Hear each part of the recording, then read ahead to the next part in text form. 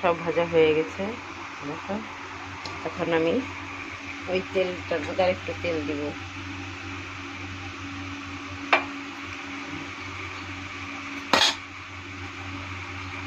এর মধ্যে একটা কাঁচা লঙ্কা ছেড়ে দেবো,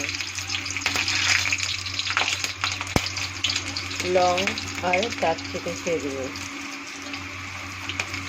পেঁয়াজ কুচানো ছেড়ে দেবো,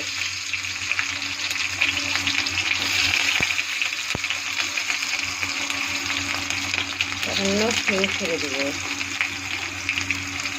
তারপর একটু নেড়ে নেবো।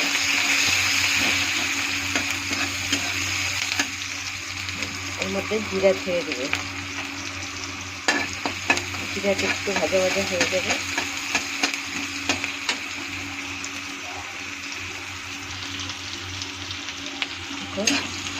পেঁয়াজটা একটু ভাজা ভাজা হয়ে গেছে, এর মধ্যে আমি টমেটোটা ছেড়ে দেব।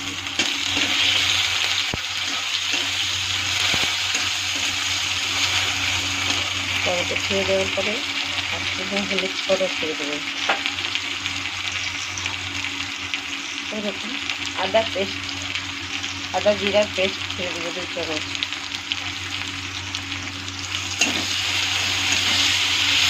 ভালো করে নাড়িয়ে দিয়ে নেব।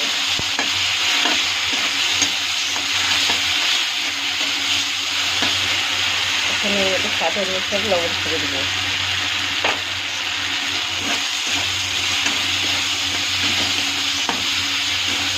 লবণটা দিয়ে একটু ভাজা ভাজা করে এর মধ্যে কাঁচা আলুটা ছেড়ে দেবো।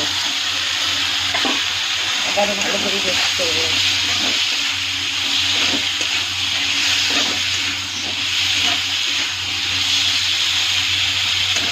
মিক্স করার পরে এর মধ্যে মটরশুঁটি ছেড়ে দেবো।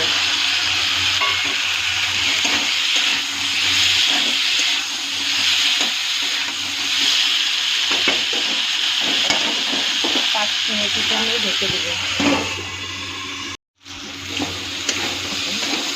এখন মশলাটা সুন্দর ভাজা ভাজা দিচ্ছি।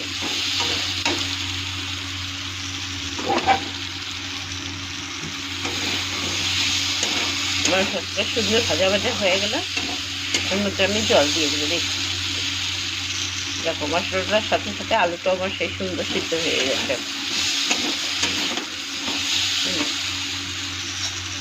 আমি এর মধ্যে জল দিয়ে দিব।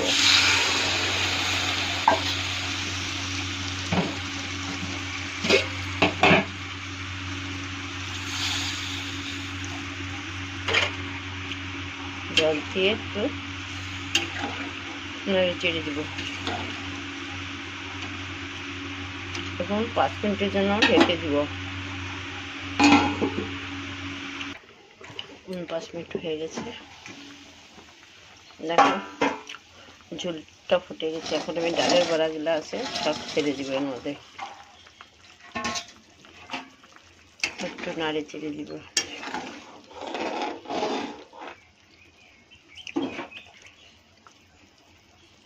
এখন আরো 5 মিনিটের জন্য ওটা ফুটাবো।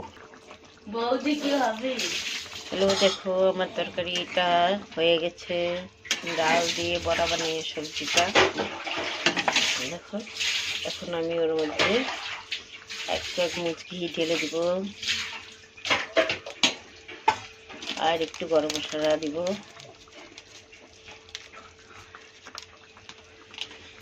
দিয়ে হালকা একটু নেড়ে দিব, নাহলে ডালের বড়াটা আছে না ভেঙে যাওয়ার চান্স আছে। দেখো আমার সবজি হয়ে গেছে। এখন আমি এটাকে নামিয়ে নেব। দেখো সবজিটা নামানো হয়ে গেছে। কেমন লাগলো তোমাদের বলো? খেতে দুর্দান্ত স্বাদ। এটার তোমাদের কেমন লাগে কমেন্ট করে জানিও। ওকে।